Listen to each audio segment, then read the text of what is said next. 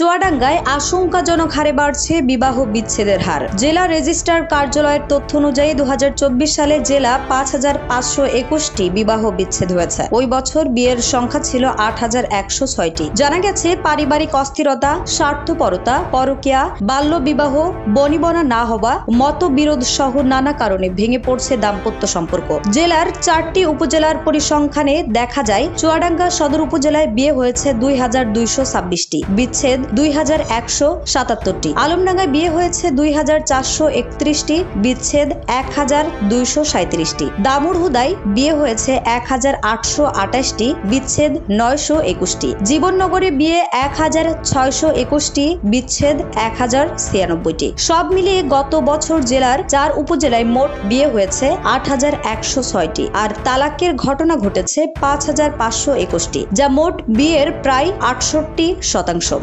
চুয়াডাঙ্গা সদর উপজেলা মুসলিম বিবাহ ও তালাক রেজিস্ট্রার কাজী শামসুল হক জানান, বিবাহ বিচ্ছেদের পেছনে প্রধান কারণ হচ্ছে পরকীয়া। এছাড়া সংসারে বনিবনা না হওয়া, স্বামীর প্রবাস জীবন, পারস্পরিক অবিশ্বাস সহ নানা কারণ রয়েছে। জেলা রেজিস্ট্রার কার্যালয় সূত্রে আরো জানা যায়, বেশিরভাগ তালাকের উদ্যোগ নারীদের দিক থেকে আসতে, বিশেষ করে 18 থেকে 30 বছর বয়সী নারীদের মধ্যে তালাকের হার বেশি। জীবননগর উপজেলা নির্বাহী কর্মকর্তা আল আমিন বলেন, বাল্যবিবাহ, পরকীয়া, পারিবারিক অজ্ঞতা, হিংসা ও অশিক্ষার কারণে এসব সমস্যা বাড়ছে। কাজী ইমাম ঘটকদের নিয়ে সচেতনতামূলক সভা, সেমিনার করছি। শীঘ্রই উপজেলায় তালাকের কারণ চিহ্নিত করতে পদক্ষেপ নেব। নিউজ ডেস্ক, দৈনিক রানার।